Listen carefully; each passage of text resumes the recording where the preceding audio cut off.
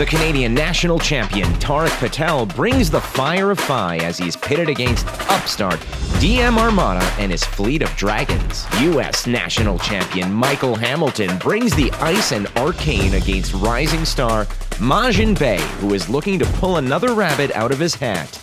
It's a fight for the seat of the Goliath Gauntlet Finals. $2,000 are on the line. Round 3 of the Goliath Gauntlet begins now. The Goliath Gauntlet is brought to you by FAB Cards, where reality and fantasy meet. Go to kfabecards.com for all your Pokemon, Magic the Gathering, and Flesh and Blood needs. FAB Cards. Be who you want to be. Well, ladies and gentlemen, here we are. We've come to the second semi-final of the Goliath Gauntlet Flesh and Blood Invitational presented by FAB Cards. I am Mitch Leslie, joined by Matt DeMarco. And in our top 4, we came into these semis knowing that all the heroes advancing would be from Uprising. Pretty insane to see so much representation from this newest set. And this matchup, we're going to throw back to that frosty Sunday we had last week. It's an Icelander mirror for the ages. Michael Hamilton has persevered. He's made his way through some pretty stiff competition to get here. A rising star, MajiinBae, now stands in his way. A player who we know is incredibly talented as a card game player. To have made it this far is nothing short of astounding.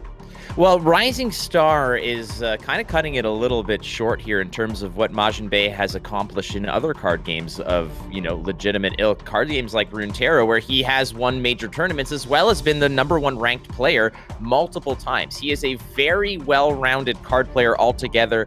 So when you can translate that skill set, that kind of success from one card game to another, you know that there's something there. The difference is that this might be a name that a lot of other players just are not familiar with, but by golly, he put his name on the map, as right now he is up against Michael Hamilton, the architect of this deck that MajiinBae is so enamored with. So he's kind of got to go through the apprentice becomes the master type of round, and that's what this semifinal is.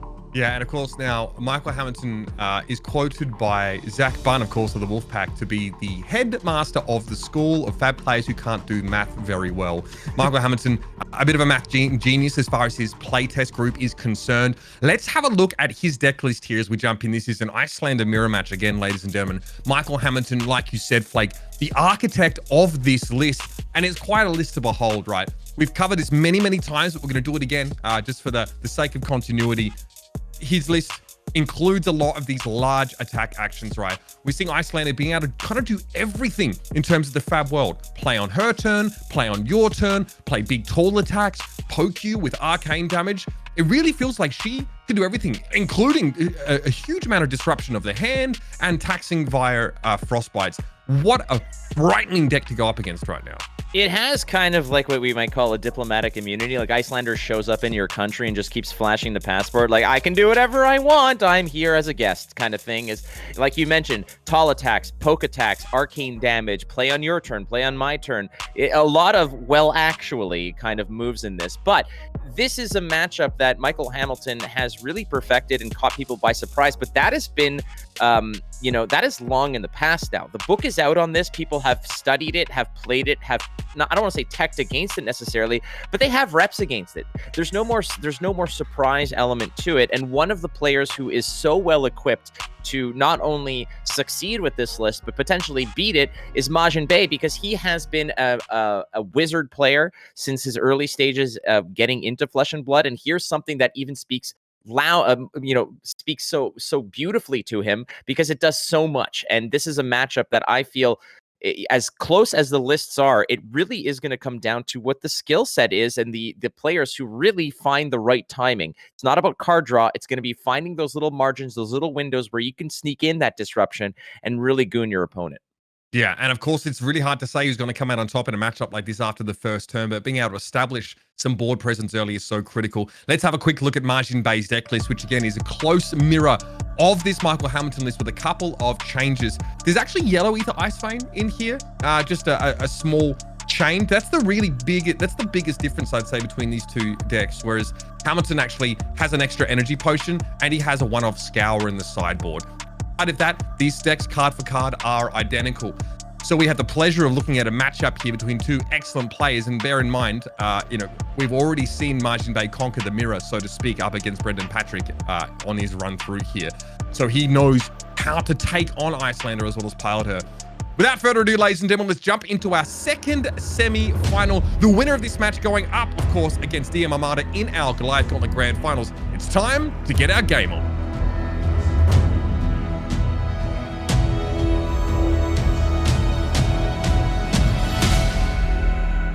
So here he is again, the architect, the Sith Lord of the Icelander. MajiinBae understands it's a rule of two, Uber, but he wants to go ahead. He wants to be at the top of the heap of the wizard pool as both players on Icelander. MajiinBae looking to upset, perhaps the biggest upset in this entire tournament in the mirror match. And starting off pretty strongly here, it's an Amulet of Ice. That's going to have a go again, but there is the first swing, and it is going to be a Fyendel's Fighting Spirit.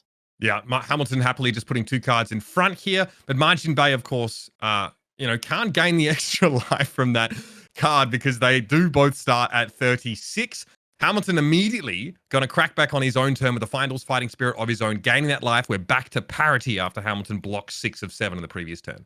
Quite a fascinating turn of events here. Again, usually that starting at 36 means that Fyendel's Fighting Spirit, you open with that, you go up a life. But both players playing the same hero, both players starting at 36. And the one leak damage gets met by precisely the exact same attack that puts him back in it. And Emeritus Scolding out of Arsenal is the response. Both players just coming out fighting here. It seems like if they can just put one over on their opponent by playing quickly, I mean, take a look at how fast and hot and heavy these cards have been flinging back and forth.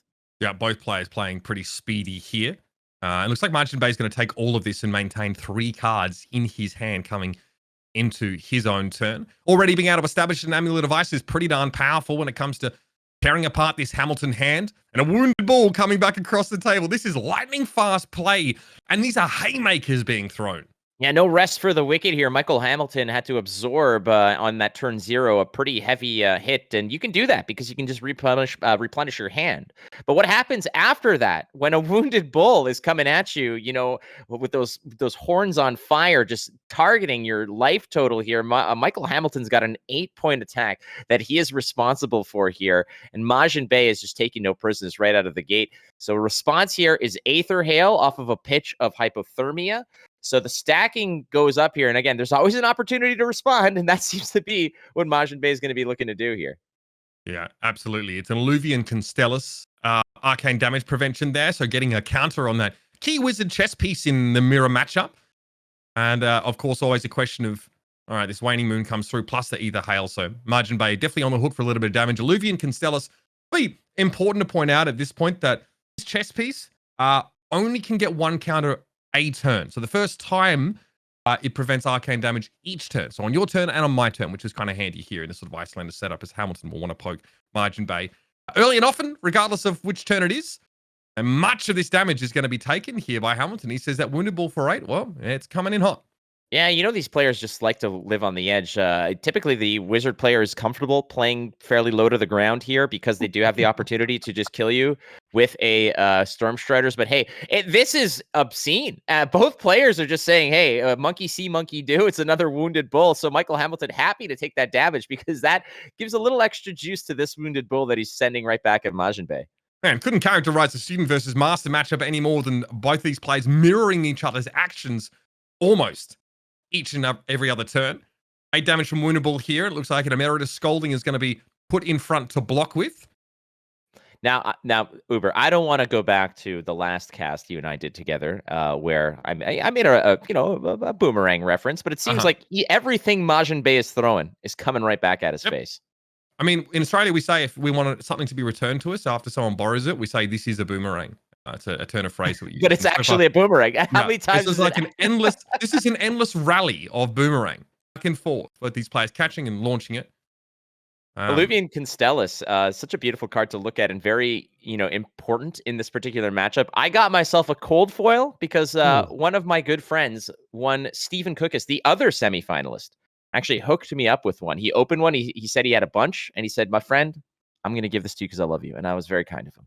Damn, friends in high places. How about that one? That was a red Aether Ice Vein put in front of the attack here. So MajiinBae really intending to fuse that come his turn. Again, you've just got to respect the sheer number on that card, of course. And MajiinBae says Arsenal, pass. So we're going to go here with an Amulet of Ice. And again, collecting all the trinkets and little doodads that you can jam onto the board. The Amulets of Ice, the Insidious Chills. This is a big part of how this matchup works. And Michael Hamilton knows. I mean, he was the, one of the patient zeros of this particular deck and was able to, mix the physical pressure of those tall attacks, but also chipping away with a little bit of arcane here and there where necessary. And the game gets gritty when both players hit those single digits, because at any moment, a response by a Stormstriders can really turn this game upside down. And right now, it looks like a Polar Blast out of Arsenal is what we're going to be playing, pitching the Channel Lake Frigid and you're going to replenish that card. Excuse me. You're going to replenish that card as well as create a Frostbite. So a lot of work being done here. All the while, Michael Hamilton is still just sort of waiting for that Amulet of Ice to poke through. That card can be seen as like 1-for-4 value in some senses, because it obviously draws you up a card and might force an opponent to pay into preventing that kind of arcane, that kind of dominate effect coming in here. We have an Insidious Chill deployed here.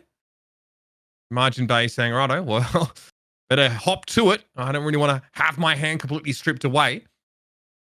Yeah, it's a looming threat there, especially in conjunction with the Amulet of Ice. The difference here is, what do you have that you can fuse for Michael Hamilton? Obviously, there's the Aether Ice Veins. You got a 6-pack of those.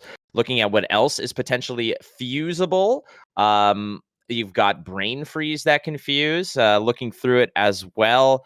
Just looking at a bunch of the cards that could potentially fuse with, for instance, Ice Eternal as well. So there's a bunch of options out there for when it happens. Again, this is a setup card, but the beauty of a setup card like this is that it just sits on the board, right? And there's no real way for MajiinBae to interact with those two, the Amulet and the Insidious Chill. Cards like those aren't out there yet, that or at least cards that Icelander has access to. So for the moment, MajiinBae is just seeing this, this horde of items that are just lurking, and now he has an Enlightened Strike to deal with as well. Yeah, both players just spending their previous turns deploying Insidious Chills, respectively. MajiinBae obviously went Polar Blast, Hamilton on his turn, Insidious Chill. MajiinBae did the same on his own, but he's able to Arsenal. The Arsenal card for Hamilton, was this Enlightened Strike.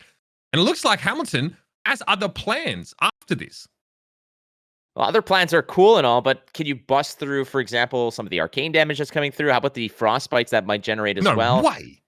Another E-Strike is going to follow this up. It looks like MajiinBae is just under the gun. Double down on the E-Strikes here. This one's for 7. Presenting 12 damage. Nothing to sneer at here. MajiinBae putting another card in front of that second E-Strike. Hamilton deploying a flurry of attacks on his turn. MajiinBae having to give up 2 cards there, but maintaining an Arsenal in his turn. And that's a Wounded Bull again for 8. And of course, some life gain from pitching that hard. Wow, everything is just coming up Millhouse here for MajiinBae, as he's not only responding with a big attack of his own, but how about we just have a very efficient pitch that gains you a life? It just seems like all systems go for MajiinBae. Again, 12 attack is nothing to sneer at. Like you mentioned, Michael Hamilton knows that those physical attacks are do a lot of the heavy lifting when it comes to bringing your opponent down to those single digits, so that those combo turns, those disruption turns into a Stormstrider lethal is on the docket. But a Cold Snap, he's going to create another Frostbite. But again, I don't think there's any go again that's following this Wounded Bull. So right now, MajiinBae is just going to sit back, watch this occur, and maybe eat a little bit of damage as well. But looks like he's going to go ahead and tank some of it with the AB. Yeah, interesting, I guess. MajiinBae doesn't want to Arsenal this particular card, unless he has other cards in his hand, but it doesn't seem likely at this stage because he's blocked with 2. He's spent all 3 of the cards that he had remaining. So more interested in maintaining that life total for as long as possible. We still have the small matter, of course, of this Wounded Bull coming into resolve. Michael Hamilton needs to decide how much he wants to trim off that damage number. It looks like it's just an Ice Bolt put in front for now. Making sure, again, that neither player really is below in life total here. So a lot of those like life deficit effects turned off for now. Well, I mean, throwing an Ice Bolt in front of a Wounded Bull is not necessarily going to stop it. But what you can do is you can go ahead and throw a red Aether Ice Vein and fuse that bad boy. So this is going to come in for 5 arcane. On hit, it's discard or pay 2. But that's just the start of the story here, Uber. There's an Insidious Chill that's going to add to this nightmare. MajiinBae Okay, so looks like he's pitched there for some of the damage. Pretty I think normal to pitch a blue, sort of soak up 1 damage and then have the 2 over to pay. so. I think that this the payment here was for the Insidious chill, and I think that that's the first thing that gets That's right. resolved, and then we're gonna go look to see how much of this 5 arcane we can actually deal with. You got 2 off the Storm Striders. It looks like you can actually block All of all it? of it out. Yep. All of it. So 9 in pitch, 2 floating means he paid 7. 2 of that comes from the Insidious Shield. 5 of that comes to eat up that Ether Ice Vein damage. Of course, having AB5 on deck doesn't suck. Another counter on the Alluvian Constellus also not too shabby for MajiinBae. Now he's getting to the point where he can start to make some free staff attacks here with 2 or more counters. Doesn't suck is essentially, again, I'm just writing my Tinder bio based on things that you say. I love it. It's so good. So Good luck out there, Flake. Good luck.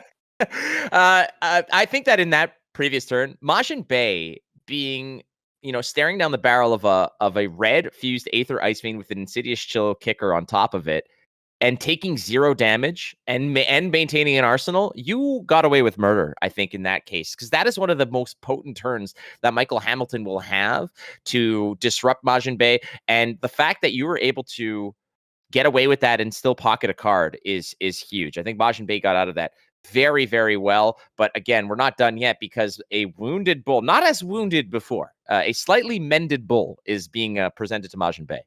Yeah, I mean, slightly battle worn, but still in good enough shape here to throw 7 damage across the table. MajiinBae obviously spent his turn arsenaling and passing, having pitched 3 blues in order to stave off the onslaught that Hamilton was bringing in. It took just the 1 damage, so it would mean that Wounded Bull doesn't have that extra point of power, which is significant. The amount of times we see Icelander players survive at 1 life while winning a game, I mean, even in this tournament alone, has been quite significant.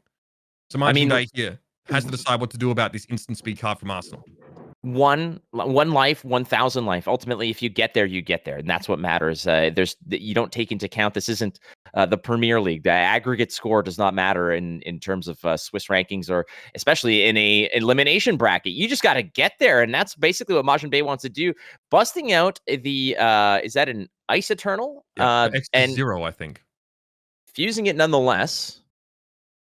Yeah, so I mean, he still gets to strip 2 cards, right? Even if this doesn't create any frostbites, doesn't do any damage. But fusing it is crucial here in order to activate Insidious and also give him the opportunity to pop that Amulet of Ice. Stripping cards away, 7 still on the stack that MajiinBae has to deal with here. He's going to go ahead and poke through again with no cards in hand. This is a free ride, but hold on a second. Now that Wounded Bull is 8. Yeah, that's right. Hamilton goes lower here. Brothers in Arms going to be thrown out. Looks like the alternate function of pitching 1 to it. Unclear to see if that was actually activated here. Yeah, Majin goes to 15 in total. So still able to block out some of that damage. Majin was at, where was Majin at? Was that Majin at 18 or 19? It makes sense if he was at 19, or rather 18, right? Because he's able to soak 4, so he must have pitched to that. Nonetheless, throwing the Waning Moon at Michael Hamilton before the damage of the Wounded Bull is calculated, dealing the damage to Michael Hamilton boosts up the damage from that Wounded Bull. Perhaps there may have been a little bit of a jump in the gun there, but ultimately that may have been a missed opportunity for Michael Hamilton to remind Majin. Nonetheless, ultimately here, it says when you play Wounded Bull, not when it hits. So I don't think that Wounded Bull actually gets buffed, because obviously technically it's already been played, even if something is being done in response. Once again, I have been thwarted by the English language. I've only been speaking it for 36 years, but we'll do our best. Okay, so where are we at here, Uber? Michael Hamilton at 17, again playing Icelander, his baby girl. The deck that won him U.S. Nationals, took the world by surprise. MajiinBae, a student of the Wizard class here, taking almost a clone copy of that list, a couple tweaks here and there, doing his best. So this is a Ice Eternal for seeing what is actually being pitched here. X equals 2, but it doesn't appear to be of any fuse accompanying it here. So create 2 frostbites? That's correct. And creating 2 frostbites sometimes is just good enough. I believe there is a frost hex on the board anyways. And what this is also doing is it's forcing Majin to say, okay, you got to respond to this. Otherwise, you're going to have to pay through it. What MajiinBae can do potentially is actually, you could pop your, in response to this, you can pop your energy potion and float 2 resources and use that to pay through the 2 frostbites that might bother you. And we're going to see how MajiinBae approaches this. Looks like he's just going to pitch through, play a Polar Blast, a Cold Snap, and create Frostbite. So again, the amount of stacks or the various triggers on the stack and whose turn it is kind of a moot point sometimes. I think it only factors in for the most part for Waning Moon ultimately, as both players are just deciding to just play in this kind of utopian society where no one has a turn and everyone's happy. Well, MajiinBae, definitely wants an extra card in his hand here, especially if there's going to be like a Waning Moon to follow this up. There is 2 floating for Hamilton, so having something extra to pitch to AB is pretty nice. Obviously, is Cold Snap does replace itself. The effect of freezing one's arsenal, not so relevant here, of course, as Hamilton just doesn't have one. So looks like Margin is deciding, hey, all right, I've got 2 floating here anyway. So what does he do about it? Alluvian Constellus, Michael Hamilton had a lot of use of that card, particularly, especially in the mirror. Obviously, basically every time that you prevent arcane damage, you put a counter on it. It up to 4, but you can remove 2 energy counters to basically make your next staff ability free or -3 cost. So the value on this is much like the Tunic Sledge value in the Oldham mirror, where if you can swing the Sledge for 1 card, you eventually get an advantage every 3 turns by having additional cards in your hand. In this case, if you can swing your Waning Moon at your opponent for free every few turns, that's also a very, very big return over time. So what MajiinBae was, I think, trying to do there was remove his Alluvian Constellus counters at instant speed in response to the Ice Eternal, or at least like maintaining priority after deploying this Cold Snap, so it doesn't cost him, right? It wouldn't have to pay through those Frostbites. Having 2 floating means that, he can pay through them anyway, plus the energy potion on board. So looks like Ice Eternal is resolving here, and MajiinBae uses the 2 floating to pay through the Frostbite in order to activate Alluvian Constellus, which means his next staff attack this turn costs 3 less, which in this case, it's going to be free. So looks like MajiinBae, does he actually poke Hamilton here? We're going to find out, actually. We're going to go with an E-Strike here, and look at how that turn played out and how much more complicated, how much more layered it is in comparison to how this game started, where it was basically Fighting Spirit into Wounded Bull into Wounded Bull. So the haymakers have been thrown, the double E-Strikes have been tossed both ways to a degree, and both players now they're going to have to rely on some of that Alakazam that they've got in their wizard staff, because a lot of the big heavy hitters, as you put them, are kind of gone, as we're going to block with an E-Strike. So Michael Hamilton out of Enlightened Strikes, MajiinBae presenting one which gets blocked, and there's the other one. So look at this, Master and Apprentice. It's again a monkey see, monkey do. I saw you do this. I'm going to try it myself. Okay, this is also 5 and draw though. So MajiinBae doesn't want to poke a 7 here because he'd like to be able to arsenal a card if this is what he wants. So we'll see if he got what he was looking for off the top there. Interesting. He didn't poke with the Waning Moon the previous turn, I think, even though he took Alluvian Constellus counters off. So that's an interesting little point there. But Finals Fighting Spirit, as MajiinBae pockets that card and draws up, passes the turn, comes in for 7, gains Hamilton life here. We're still pretty much neck and neck. It's neck and neck, but MajiinBae, again, is looking at 7 damage the old-fashioned way. And so we're going to block with a few cards here. That should be good to block out the majority of it. We're going to block out 6. Take 1. MajiinBae is all even Steven now at 14 apiece. This game is approaching that critical point where Storm Striders loom large. But again, he who strides first strides worst, I guess. Sure. That makes sense to you? I mean, both players, will be able to sort of use their Striders in response if that sort of makes sense to them at the time. It's a Finals Fighting Spirit deployed here without upside. It's just 7. Still nothing to sneer at, but no life gain available here. We're back to the old-fashioned swing at each other. Like old gentlemen's boxing. You know how they sort of, moving their fists around as they circle each other. Certainly. That old-fashioned style. Yeah, put them up. That's kind of what it's at here. The latest craze that has been introduced to me, actually by David Rude, is phone booth boxing. Oh no, that is ridiculous. I've seen the video. You will look at it, you will Google it, you will appreciate it. But that's not the story right now. Is a red Aether Ice Vein is being thrown right at MajiinBae's face. Yeah, Hamilton being able to fuse this means MajiinBae size, as he has to consider the prospect of, first of all, Insidious Chill triggering. Then, okay, do I have sufficient blue density in my hand to eat up the 5 damage that would come after it? My guess is probably yes, but we're dealing with a discard or pay 2 effect first and foremost. I think MajiinBae here is wondering if he has to respond by cracking the E-Pot in order to sort of pay for a lot of this nonsense that's being tossed his way. You know what, Uber? I just figured it out. This deck is the chess boxing of Flesh and Blood because you've got the haymakers and the pure physical damage, but you also got to sit down and figure out sort of that kind of mental math and that calculus that you need to get the wizard damage through. So this is the chess boxing of Flesh and Blood right here, right now. I'm okay with that. It definitely seems like both these players are vacillating between brute force and arcane wisdom as they try and claim the upper hand here. So Insidious, looks like actually that was the Amulet of Ice there being triggered. Yeah, he's saying, all right, well, hold on a second. There's, this is on the stack. Does this resolve? All right, we're going to also put this on top of it. And MajiinBae going to start paying through some of the nonsense here in order to keep as much of his hand as possible. He did go ahead and bust up the energy potion to float the extra 2, seeing a lot of value in that card. That card is actually, I mean, that card's been around forever, and it's seeing a lot more play now that Frostbite is such a nasty thing to worry about. All right, so it looks like the energy potion fulfilling its intended purpose here, and another one will be deployed on MajiinBae's turn. That's all he can do on his turn, though. It's kind of nice sometimes to be able to deploy an energy potion from your arsenal at instant speed, but it carries very little upside and no disruption potential for your opponent. And this is Hamilton here. Frostbiting plus Amulet of Ice. This Frostbite may just hang around here as MajiinBae lacks an action point and doesn't have counters on Olivia and Constellus to trigger that at instant speed.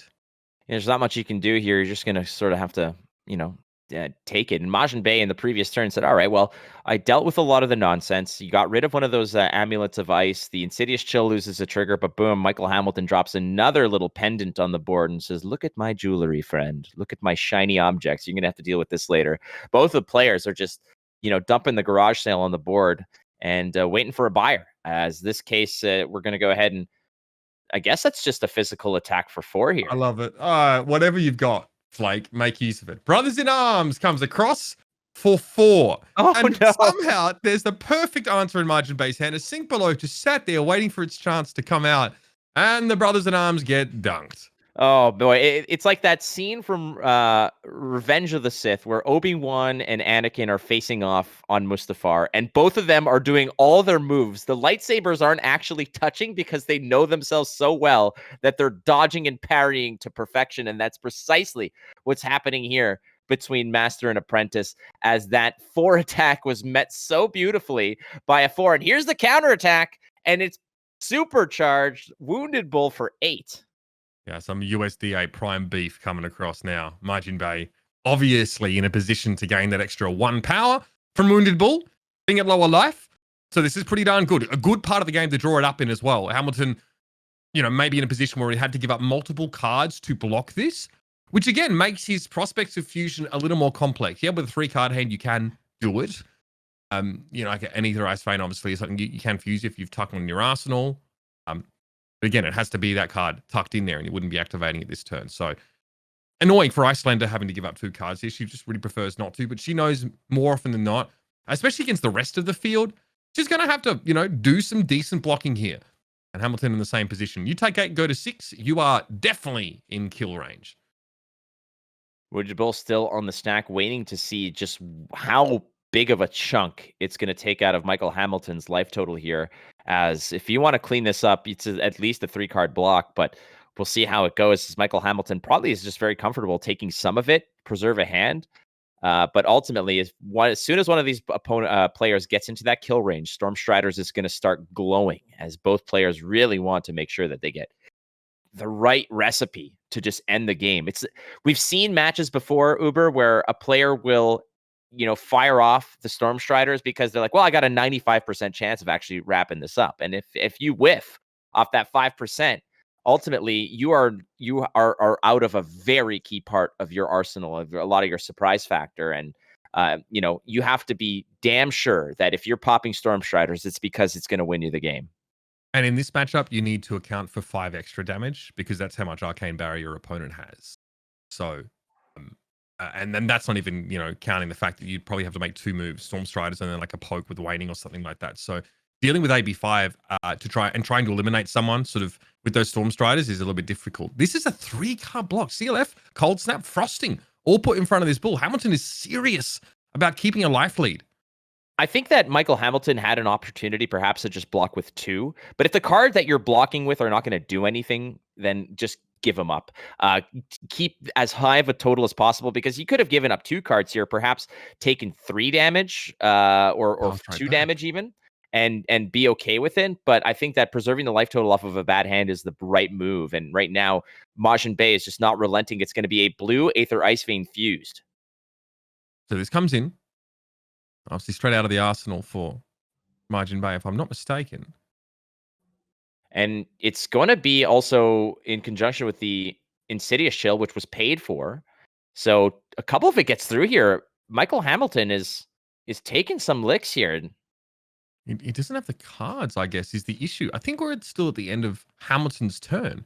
He tried to pass back after blocking with 3 cards. So this is a great time for MajiinBae to strike at him with some of this instant speed action.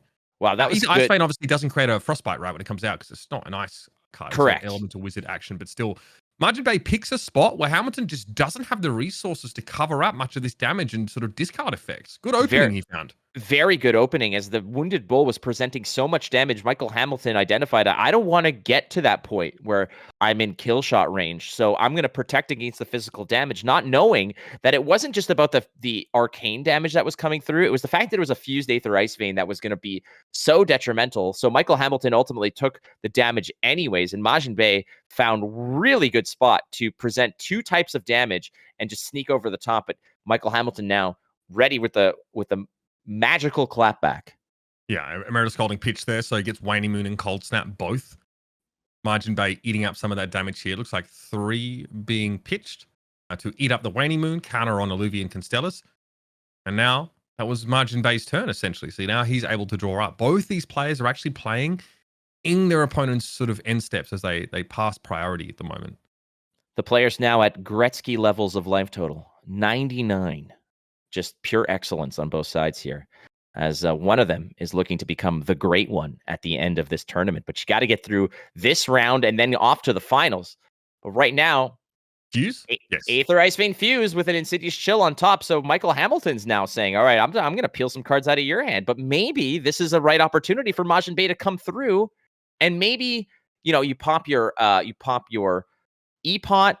Maybe it's Storm Strider's time. We don't know. As again, usually the player that blinks first with the Storm Striders is at a disadvantage, but especially when life is at this parity.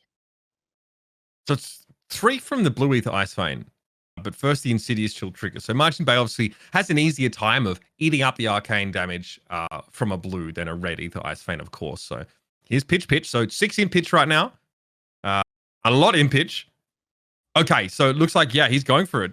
Ice Eternal, in response, fused. Looks like a large amount being committed to this here. So first of all, we have Hamilton, who before anything happens has to deal with the trigger of the Insidious Chill himself. I guess there's the option of, in response, popping the Amulet of Ice, right? If he wants to sort of keep this going, but because that is an instant, but it looks like he'll have to deal with that. And then, based on how much has been pitched to this, it's X equals 4. Oh, he's going to go for it. MajiinBae is going to take this opportunity while so many cards have been put on the board. MajiinBae is saying, all right, hold on a second. I know it's your turn, but I'm actually driving the car here. So suck on this Ice Eternal. I've also got some fusion on this. I'm pitching my whole life away because this is my opportunity to clean up. And it looks like he's going to go for it here. Blocking some of the arcane. Alluvius Constellus gets another counter. All right. Waning Moon came out in response from Hamilton. So he knows what's going on here. He wants to do 2 damage. Then we have the Amulet of Ice triggered. That resolves. MajiinBae maintains priority and then fires back a Waning Moon of his own with those Alluvian counters. And Hamilton having to decide how much he can actually even pitch to this. Looks like it's all coming in. Remember that Ice Eternal does 4 damage because it's fused. So Waning Moon on top of that that's 7 in total. And there it is. So MajiinBae took the 2 damage. Obviously, didn't have any real pitch floating, I guess, to deal with that Waning Moon. Incredible. Zamboni just went over all this ice and cleaned it all up. And ultimately, when the smoke clears, it's 4-6 MajiinBae. Again, it's incredible what happened, like the smoke and mirrors of it all. And what was the end result here as both players are just kind of, throwing the thunderbolts and the lightning bolts at each other, LARP style, in the middle of this battlefield. It's incredible because both players were presenting some pretty potent turns. And at the end of it, Michael Hamilton got the raw end of the deal there. Yeah, it could have been worse for him, Flake. If there was a Frost Hex on him, played by MajiinBae, those Frostbites that Hamilton was afflicted by, which was like 5, would have been enough to kill him. But no Frost Hex means no damage when those Frostbites expire, so they harmlessly disappear. And now we go back to Hamilton's turn, and he's going the Wounded Bull once more. Great time in the game to find this. 8 damage with MajiinBae at 6. Yeah, it's 8 coming through. MajiinBae's at 6. You can block out 3, go down to 1. That's a dangerous game you're playing here. But MajiinBae has got 4 cards in hand and wondering right now, what the hell am I going to do? Do I pop Stormstriders? That's always an opportunity. Can't play out of Arsenal, so your only recourse here for instant speed action is going to be by popping the Stormstriders. And you know that if that's what's going to happen, it's because MajiinBae has basically dotted all the I's and crossed all the T's to know that that is the end of the line for Michael Hamilton. MajiinBae here has to have the right recipe because that is an 8-point attack that he's staring down. Realistically, it might be better to be more conservative and block here because MajiinBae would prefer to play no attack from Arsenal, Stormstrider's another spell with arcane damage, and poke Waning Moon. But in this position, he can only Stormstrider's a spell out and poke Waning Moon. With Hamilton still at AB 5, it's really hard to kill him from here. Really probably need 3 sources of damage on that sort of pop-off turn here. So this is completely reasonable. 2 card eats up most of this damage. That's not bad. Again, very efficient blocking. Of course, Sink Below does so much work. It blocks 4. The Aether Hail blocked another 3, so going down to 5. And like you said, being patient here. I mean, if you have a Sink Below in your hand as well, you're not going off anyway. But being able to eat that damage, also have that optional Sink effect if you want to filter your hand a little bit. MajiinBae's turn here, yeah, probably isn't all that compelling, but it's fine. He doesn't have to do anything on his turn. He can do it on Hamilton's. We may have a situation where both players are passing priority and adding layers, right, that need to be sort of resolved in turn. So prepare yourselves for that. Also, MajiinBae might be trying to move to his end step here.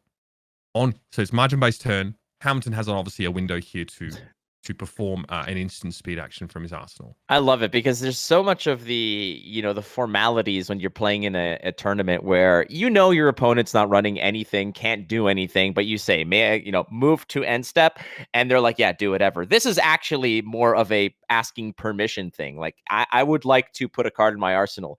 Do you have 900 things you'd like to do to me? And Michael Hamilton is just parsing through the options and probably granting him permission. But again, we're at that point in the game where any player can win at any juncture. Any priority window is a potential lethal. Yeah, we're leaning forward in our seats now because even the smallest of actions here from Hamilton could precipitate a whole chain reaction. Aether Hail from Arsenal. That costs just the 1. 2 damage coming across plus a Frostbite created. Remember, MajiinBae is afflicted by Frost Hex right now. That's pretty nasty.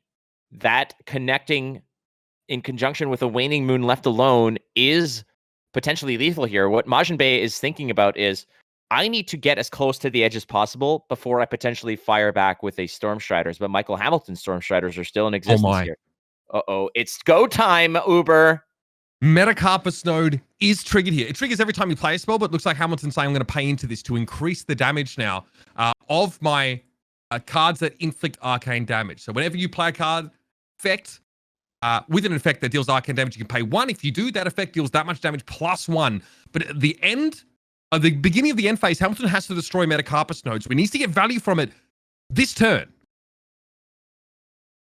We're at a very, very dangerous spot here for both players. This is by no means over for either player. It's really up in the air as both players have the opportunity to close this out. But it looks like Michael Hamilton's on the offense here with that blue Aether Hail played out of Arsenal on MajiinBae's turn. Keep in mind, this all started where MajiinBae politely asked if he could end his turn. And Michael Hamilton said, hang tight there, bucko, because I've got some stuff to do. And it's an Aether Hail into a Metacarpus Nodes. And you got to know, Uber, that off of a very efficient blue pitch, Aether Hail can do so much work. It's a Frostbite, it's 2 Arcane, and it also leaves you open to a very, very nasty 3 Arcane damage Waning Moon as well. So for that 1 blue pitch, you're getting 5 Arcane damage and a Frostbite, but the Metacarpus nodes just makes it that much nastier.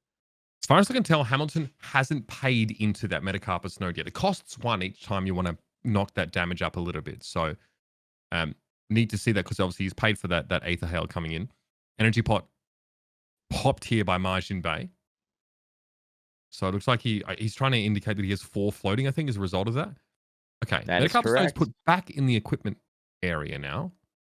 Again, like, you can put it on the chain because it does trigger whenever you play at any point in the game. Right? But if you pay into it, that's when it would get destroyed at the end of the turn. Doesn't look like that's happening here. So Waning Moon accounting for the extra 2 pitch that was left up by the Brain Freeze going into the pitch zone. So Hamilton here just wanted to poke MajiinBae, who says, okay, well, I'm going to soak it up. Hamilton, be very careful.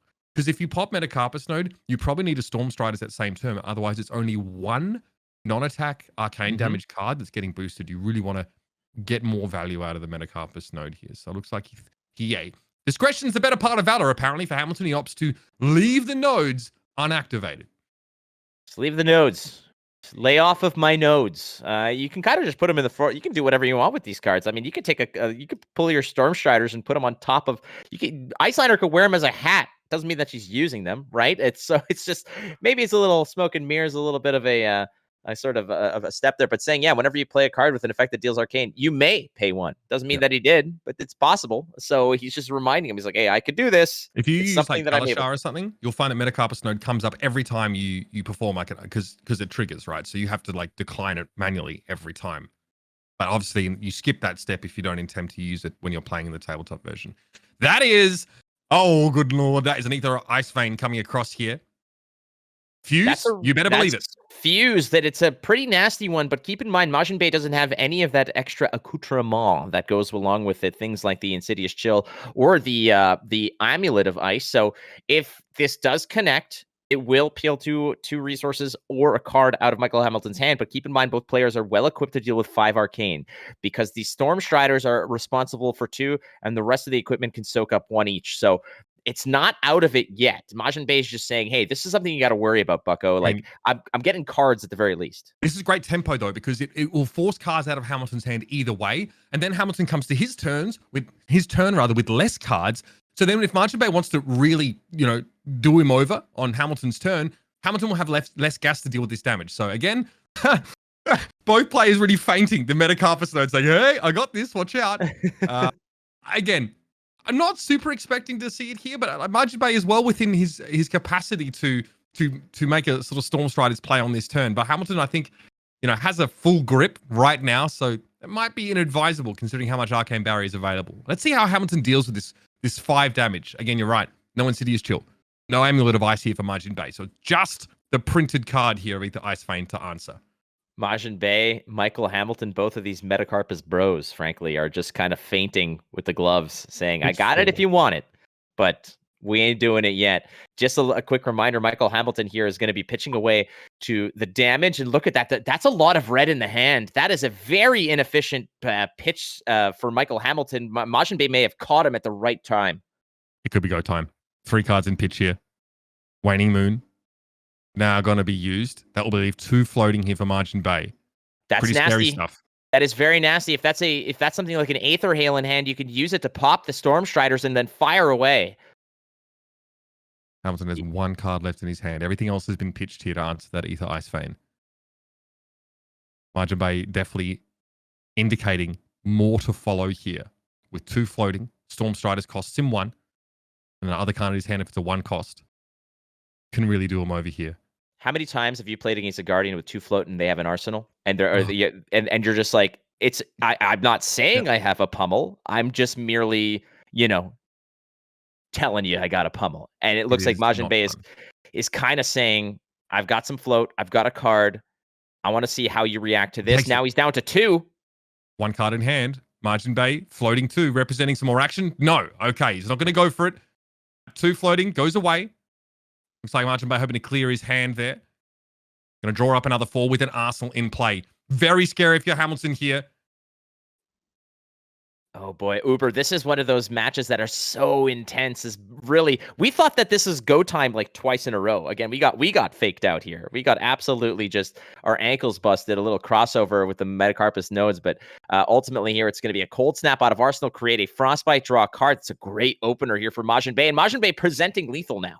Yep, he had to pitch the energy potion to eat up that 3 damage.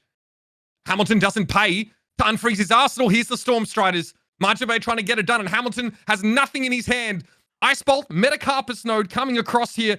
This should be it. 4 damage as a result of that, and Hamilton has been felled. MajiinBae, incredible showing against the king, I guess, of North American flesh and blood right now in the mirror match. So patient, both players tiptoeing around the presence of those Storm Striders. The MajiinBae finds the kill shot at the perfect time. I gotta say, for those who may not know someone like MajiinBae, I know that when this entire 16-person bracket was released, there were some questions. Who the hell is MajiinBae? That's MajiinBae. And you are gonna come to know exactly why this is a feared player, but also one of the most generous and kind people in the card game community ultimately. But man, oh man, this is legitimately a Vader throwing Emperor Palpatine into the core reactor of the second Death Star, because that's precisely what has happened. The apprentice becomes the master. MajiinBae is a name to look out for. That is absolutely filthy stuff there towards the end of the game. Tough for Hamilton, right? That was a very red, dense hand that he's holding on to as he starts to get pressured quite close to that 2 life. And then all MajiinBae has to do is go, all right, it's your turn.